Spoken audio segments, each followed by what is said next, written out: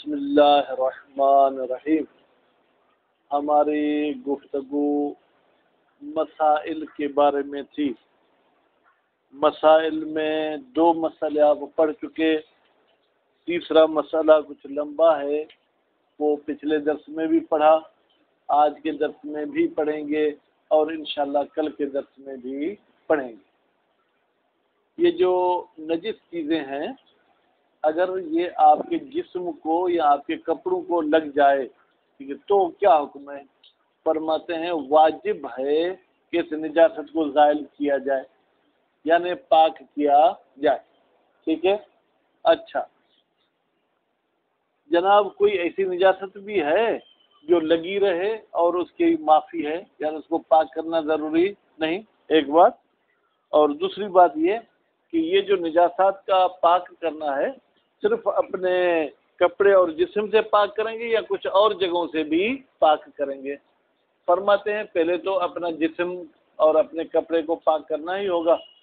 پھر مصاحف، جو صحیفہ آسمانی ہیں، مثلا قرآن مجید ہے یا دوسرے آسمانی کتابیں، اگر وہ نجس ہو جائیں تو ان کو پاک کرنا ہے. اور اسی طریقے سے مساجد ہیں، ائمہ معصومین کے حرم ہیں، اگر وہ بھی نجس ہو جائیں تو ان کو پاک کرنا واجب ہے. بات واضح ہوگی. اپنا جسم اور اپنے کپڑوں کو فوراً پاک کرنا واجب نہیں ہے. وہ جب کوئی ایسا آپ کام کریں گے جس میں شرعاً طہارت شرط ہے، اس میں پاک کریں گے. مثلا اگر صبح کے 10 بجے آپ کے کپڑے نجس ہو گئے، نماز کا ٹائم ایک فرض کر دیتے ہیں کہ 1 بجے ہے، تو 10 سے لے کے 1 بجے تک آپ کو جسم اور کپڑے پاک کرنا ضروری نہیں. کیوں؟ اس لیے کہ آپ سوئے ہوئے ہیں تو سونے کے لیے طہارت شرط نہیں ہے. آپ بیٹھے ہوئے ہیں، بیٹھنے کے لیے طہارت شرط نہیں ہے. کوئی ایسا کام کرنا چاہیں جس میں طہارت شرط ہو تو پھر یہ آپ کو کپڑے پاک کرنے ہوں گے، جسم پاک کرنا ہوگا. نماز پڑھنی ہے، خانہ کعبہ کا طواف کرنا ہے، تو ایسی صورت میں پاک کرنا ہے. اب وہ نجاست جس کو معاف کیا گیا ہے، فرماتے ہیں اگر درہم بغلی سے کم نجاست ہو تو وہ آپ کے جسم اور آپ کے کپڑوں میں جو ہے کیا ہے، اس کی گنجائش ہے. اب جسم کو بھی فی الحال چھوڑتے ہیں، کپڑوں کی طرف آتے ہیں. کپڑے میں اگر درہم بغلی سے کم خون ہو تو وہ نجاست معاف کی گئی ہے. صرف خون، باقی دوسری نجاست معاف نہیں ہے. درہم بغلی کیا ہے؟ فرماتے تقریباً یہ آپ کے انگوٹھے کا جو اوپر والا حصہ ہے، جو آپ دستخط وغیرہ کے لیے لگاتے ہیں، اس کے برابر اگر خون لگا ہوا ہے آپ کے کپڑوں پر، لیکن وہ خون دماء ثلاثہ کا نہ ہو، دماء ثلاثہ یعنی حیض، نفاس، استحاضہ نہ ہو، تو اتنا خون بغیر کسی مجبوری کے معاف ہے. یعنی آپ ان کپڑوں کے ساتھ نماز پڑھنا چاہیں تو نماز پڑھ سکتے ہیں. اچھا اگر خون ایک جگہ پر نہیں لگا ہوا، مختلف جگہ پر لگا ہوا ہے، جیسے کوئی فوارہ لگ گیا، ٹھیک، تو وہاں پر کیا ہوتا ہے، ذرا ذرا خون کا مختلف جگہوں پر ہے. کہتے ہیں پھر آپ کاؤنٹ کریں گے، حساب کریں گے کہ اگر یہ سب ذرات ایک جگہ پر مل جائیں تو ایک انگوٹھے کے اس اوپر والے حصے سے زیادہ ہیں یا کم ہے؟ اگر کم ہے تو معاف ہے، اگر اس سے زیادہ ہے تو پھر وہ زیادہ والے قطرے جو ہے کہ آپ کو پاک کرنے ہوں گے. بات واضح ہوگی. لیکن دماء ثلاثہ میں کوئی گنجائش نہیں. بعض علماء کرام نے دماء ثلاثہ کے ساتھ نجس العین کے دم کو ملحق کیا ہے. نجس العین کون سی چیزیں تھیں؟ کتا، سور، کافر، یہ نجس العین ہے، خون والی چیزیں. ٹھیک ہے. اس کے علاوہ دوسری تو خون والی چیزیں ہیں ہی نہیں. خون والی چیزیں یہ 3 ہیں. تو بعض نے کہا کیونکہ وہ نجس العین ہے، پھر اس کے خون کے نجس ہونے میں گویا کی شدت ہو جاتی ہے. بات واضح ہوگی. اس کے بعد پھر فرماتے ہیں کہ ابھی 2 اور بھی جو ہے کیا ہے نجاسات لباس بدن میں، لباس مسلی میں معاف کی گئے ہیں. ایک ثوب المربیہ، وہ عورت جو بچوں کی پرورش کرتی ہے، یعنی مختلف لوگ اپنے بچے اس کو دے کر جاتے ہیں کہ ہمارے بچوں کو سنبھالو، پھر یا وہ ڈیوٹی پہ جاتے ہیں یا اور کوئی کام ہے یا مصروفیت ہے یا پیسے والے ہیں، وہ اپنے بچے کی پالنا نہیں کرتے، تو اس عورت کے اگر بچے کے پیشاب میں کپڑے نجس ہوں تو وہ ان کپڑوں کے ساتھ نماز پڑھ سکتی ہے، ٹھیک ہے۔ البتہ شرط ہے کچھ، یہ شرائط ہیں، وہ بعد میں پڑھیں گے۔ اور دوسرا، وہ بندہ جس کو کوئی زخم ہے، کوئی پھوڑا ہے، ادا کا پھرڑیا ہے، ٹھیک، اسے مسلسل خون نکلتا رہتا ہے، وہ بند ہی نہیں ہوتا، تو اس کے لیے بھی اجازت ہے کہ وہ اپنے نجس کپڑوں میں نماز پڑھنا چاہے تو پڑھ سکتا ہے۔ واضح ہو گئی بات؟ بسم اللہ الرحمن الرحیم۔ وَهَذِهِ النِّجَاسَاتُ الْعَشْرُ، بھائی یہ جو 10 نجاستیں تھیں، جناب نسیم صاحب یہیں سے پڑھنا ہے نا؟ ٹھیک۔ یجب ازالتها، واجب ہے ان نجاست کا ہٹانا۔ ہٹانے کو آپ پاک کرنے کے ترجمے میں بھی لے سکتے ہیں سلطان شاہ صاحب، اگر نہیں ملا تو اس طرف چلے گئے، ٹھیک ہے۔ اس کو پاک کرنا واجب ہے، کب؟ لأجل الصلاۃ، نماز کے لیے۔ ان الثوب والبدن، اگر آپ کے ٹیبل پہ یہ نجاسات لگی ہوئی ہیں تو اس کو پاک کرنے کی ضرورت نہیں ہے، آپ کے کپڑوں پہ یا آپ کے بدن پر ہے تو پاک کرنا ضروری ہے۔ اور وہ مسجد دل جبہتے، جہاں پر آپ کی پیشانی سجدے کے لیے لگ رہی ہے، بھائی مسجد جائے سجدہ، جبہہ یعنی پیشانی، سجدے میں کتنے اعضاء کا لگانا ضروری ہوتا ہے نسیم صاحب؟ 7 کا۔ ان 7 میں سے 6 اعضاء جہاں لگ رہے ہیں اس جگہ کا پاک ہونا ضروری نہیں ہے، لیکن جہاں پر پیشانی لگ رہی ہے اس جگہ کا پاک ہونا ضروری ہے۔ اور اسی طریقے سے وان الاوانی، برتنوں سے بھی نجاست کو دور کرنا ہوگا۔ کون سے برتن؟ لاستعمال الصلاۃ، جو نماز کے استعمال میں آتے ہیں، مثلا لوٹا بھر کے آپ وضو کرنا چاہتے ہیں، یا لاستعمالها، جب آپ ان برتنوں کو پاک کریں، فیما یتوقف علی طہارتها، فیما ایک ایسا استعمال کرنا جو متوقف ہے علی طہارت الاوانی، ان برتنوں کے پاک ہونے پر۔ وان المساجد، بھائی مساجد ہے تو غیر منصرف، لیکن الف لام کی وجہ سے اس پہ کسرہ پڑھا جا سکتا ہے، اور اگر مساجد نجس ہو جائیں تو ان کو بھی پاک کرنا ضروری ہے، ٹھیک ہے۔ اور وذرائع المقدسۃ، اور مقدس ذریع، جس کا آپ ترجمہ روزہ کر سکتے ہیں، مقدس روزے، ٹھیک ہے۔ والمصاحف المشرفہ، اور عزت والی جو کتابیں ہیں، اب عزت والی کتابیں عام طور پر تو مصاحف جو کیا ہے آسمانی کتب کو کہا جاتا ہے، لیکن بعید نہیں کہ ہم مفاتیح نہج البلاغہ کو بھی اس حکم میں شامل کر دیں۔ وَأُفِيَ فِي الثَّوْبِ وَالْبَدَنِ، اور معاف کیا گیا ہے جناب کپڑوں میں اور جسم میں، ان دم الجرح والقرح، جرح زخم، اور قرح کو بھائی سندھی میں فٹ بولیں گے، اردو میں کیا بولیں گے؟ پھوڑا، ٹھیک ہے۔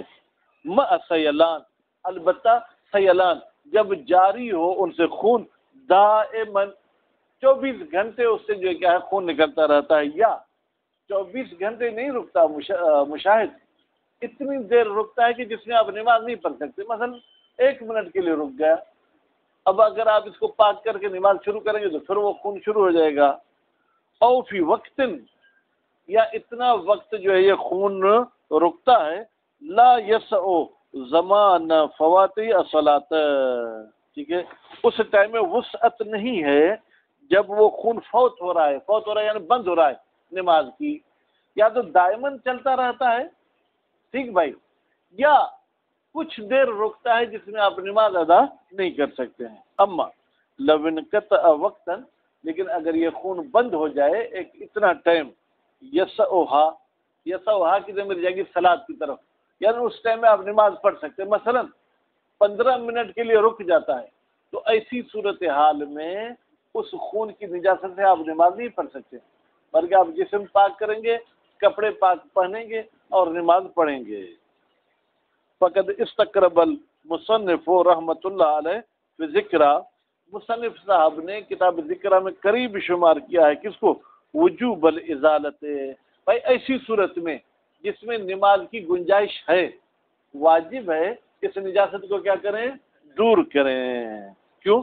لے انتفاع ضرر، دیکھ اس میں تو آپ کو کوئی نقصان نہیں ہوتا، بھائی آدھا منٹ اگر خون بند ہوتا ہے تو اس کو پاک کرنا تو آپ کی زندگی جو ہے کیا ہے جنجال ہو جائے گی، کیسے آپ پاک کریں گے؟ لیکن اگر 15 منٹ تک 20 منٹ تک خون رکتا ہے جس میں آپ آرام سے اس کو پاک کر کے نماز پڑھ سکتے، جس میں آپ کو کوئی مشقت اور کوئی نقصان بھی نہیں ہوگا۔ والذی یستفاد من الاخبار، لیکن وہ نظریہ جس کا احادیث سے استفادہ کیا جاتا ہے، وہ عدم الوجوب، وہ یہ ہے کہ بھائی اس زخم وغیرہ کا خون پاک کرنا واجب نہیں ہے مطلقاً، چاہے نماز جتنا وقت رکتا ہو خون چاہے نہ رکتا ہو، حتی یبرأ، یعنی احادیث یہ کہتی ہیں کہ یہ خون آپ کے کپڑوں تک اگر لگا رہے تو کوئی حرج نہیں، حتی یبرأ، یہاں تک کہ وہ ٹھیک ہو جائے۔ وہ قوی، شہید ثانی بھی اسی نظریے کی حمایت کرتے ہیں کہ اگر آدھا گھنٹہ 1 گھنٹہ بھی رکتا ہے تو بھی پاک کرنا ضروری نہیں ہے۔ خوب، ایک تو یہ خون معاف تھا، دوسرا وَنَدُونَ دِرْهَمِ الْبَغْلِ، ٹھیک ہے بھائی، کہتے ہیں کہ بغلی کو کیسے پڑھیں؟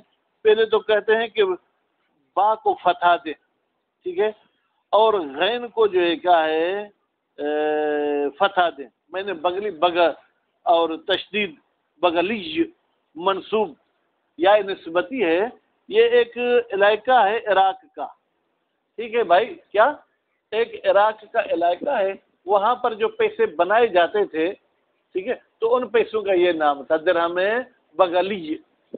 جیسے ہم مثلا بھائی یہ کھجور کہاں کی ہے؟ خیرپور کی، خیرپوری کھجور، تو ہم نے اس کھجور کی نسبت کس کی طرف دے دی؟ خیرپور کی طرف۔ مثلا بھائی یہ حلیم کہاں کا بنا ہوا ہے؟ بھائی یہ حیدرآبادی حلیم ہے، ٹھیک ہے، تو اس کی ہم نے نسبت کس کی طرف دے دی؟ حالانکہ حلیم تو یہاں بھی بنتی ہے، لیکن جو جہاں بنتا ہے اس کی وہاں نسبت دی جاتی ہے سعتاً، چوڑائی کے حساب سے، یعنی درہم بغلی کے چوڑائی سے اگر کم ہو تو وہ معاف ہے۔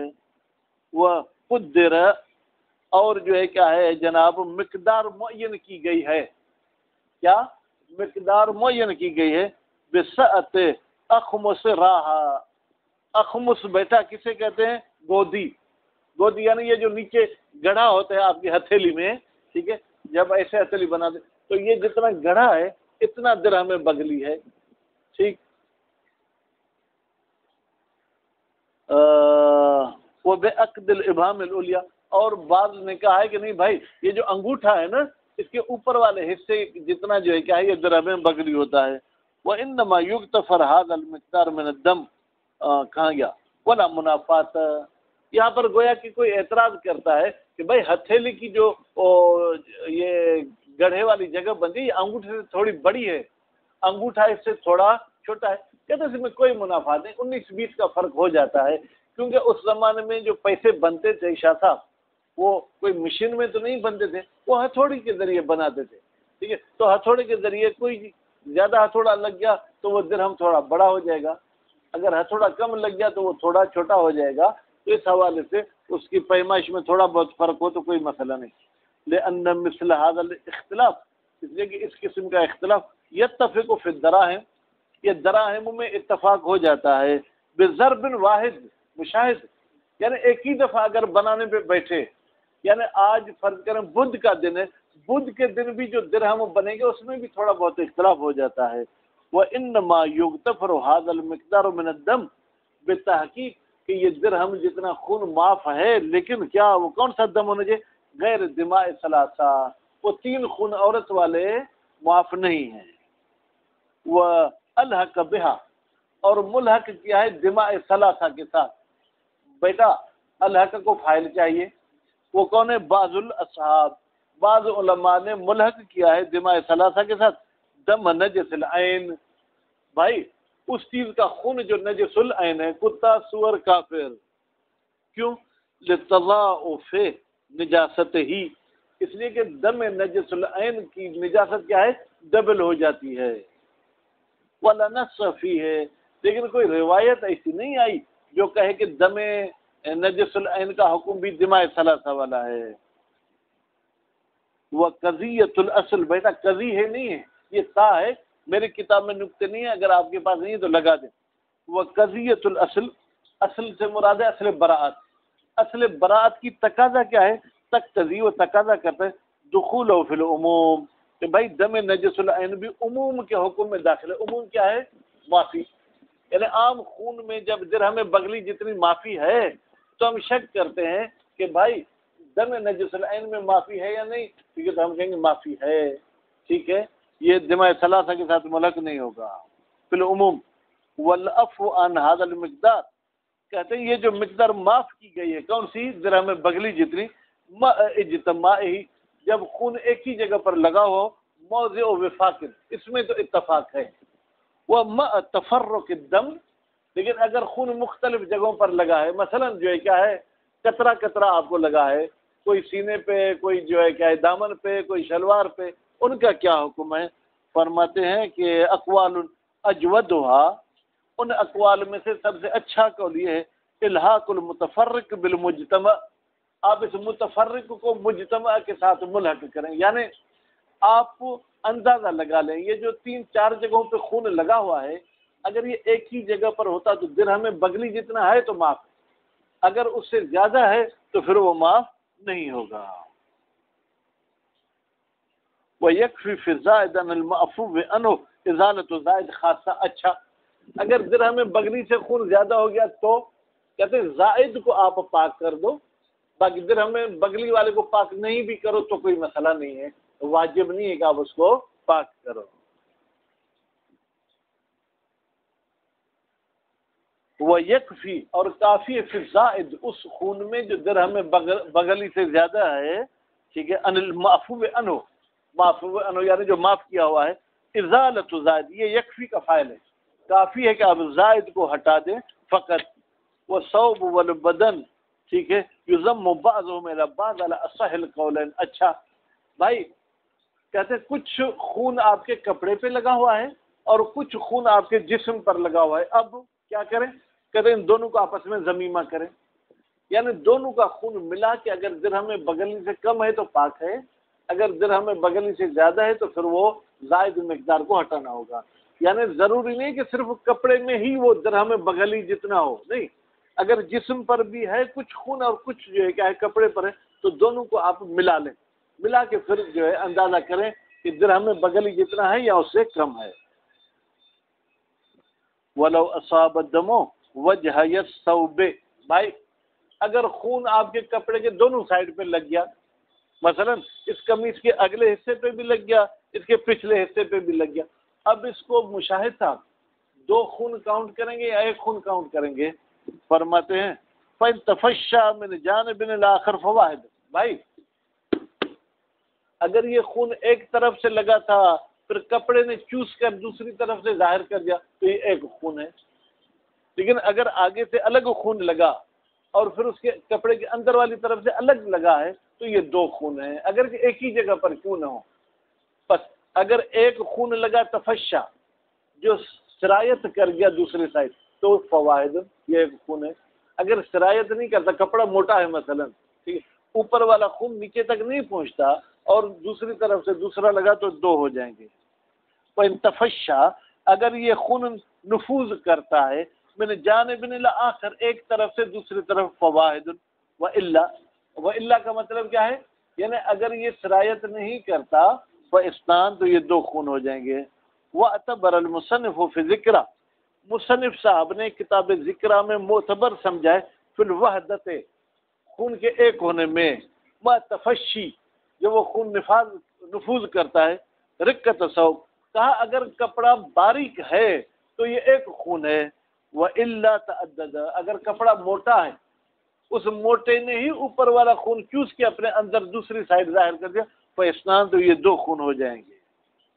وَلَوْ أَصَابَهُ مَاءٌ طَاهِرٌ، بھائی آپ کے کپڑے پہ خون لگا ہوا تھا، درہم بغلی سے کم تھا، پھر آپ کو پسینہ آیا، ماء یعنی کوئی گیلی چیز اس کو لگی، اب وہ پھیل گیا، اب وہ یہ کیا فرض کریں کہ 2 درہم جتنا ہو گیا، اب اس کا کیا حکم ہے؟ وَلَوْ أَصَابَهُ، اصابہ کی ضمیر جائے گی مشاہد دم معفو کی طرف، اگر معاف شدہ خون کو لگ جائے، ماء طاہر، ایک پاک کیا گیلی چیز، آلی چیز، آلی کو گیلی ہی بولیں گے میرے خیال میں، ففی بقاء العفو عنہ، پھر کیا باقی رہے گی معافی اس خون سے، وہ عدم ہی، یا باقی وہ معافی نہیں رہے گی؟ قولان، اس کے بارے میں 2 قول ہیں، للمصنف فی ذکر والبیان، مصنف صاحب اکیلے ہیں ان کی کتابیں دو ہیں عاشق، کتاب ذکرہ میں کہتے ہیں کہ معافی باقی رہے گی، اور بیان میں کہتے ہیں کہ معافی باقی نہیں رہے گی، نتیجے میں پاک کرنا ہوگا۔ اجودہما الاول، اجود پہلا قول ہے، کون سا؟ بقاء العفو، یعنی معافی باقی رہے گی نا۔ یعتبر تقدیر بہما، البتہ ہاں ایک چیز مد نظر رکھی جائے گی کہ اس مائع اور دم دونوں کی مقدار کو دیکھا جائے گا۔ اگر درہم میں بغل سے زیادہ ہو گیا تو پھر معاف نہیں ہے۔ پہلے فرض کے اتنا سا خون تھا، درہم بغلی کے چوتھے حصے جتنا، پھر اس پہ پانی لگا، اب پانی کی وجہ سے وہ ایک درہم جتنا بھی ہو گیا تو معاف ہے، اگر ایک درہم سے بڑھ گیا تو معاف نہیں ہے۔ وَبَقِيَ مِمَّا يُعْفَى عَنْ نِجَاسَتِهِ، باقی رہ گئی وہ چیزیں کہ جن کی نجاست معاف ہے، شیئان، وہ کتنی چیزیں ہیں؟ دو چیزیں ہیں۔ احدہما ثوب المربیۃ للولد، اس عورت کے کپڑے جو بچوں کی پالنا پرورش کرتی ہے، وثانی، اور دوسرا وہ کپڑا لا تتم صلاۃ رجل فیہ وحدہ، جس میں مرد کی نماز کمپلیٹ نہیں ہوتی، یعنی اتنا چھوٹا کپڑا ہے جس میں مرد جو ہے اگر نماز پڑھنا چاہے تو مرد کی ساتر میں فرض کریں بھائی ٹوپی ہے، ٹوپی تو آگے پیچھے نہیں چھپا سکتی نا، ٹھیک ہے، اگر نارمل جوراب ہیں جو چھوٹے والے ہیں، اگر وہ بھی نجس ہو جائیں تو اس اکیلے جوراب میں بھی مرد نماز نہیں پڑھ سکتی۔ عورت کو تو ساتر بڑا چاہیے، سر سے لے کے پاؤں تک جو اس کو ڈھانپ لے، مرد کو ساتر کم چاہیے۔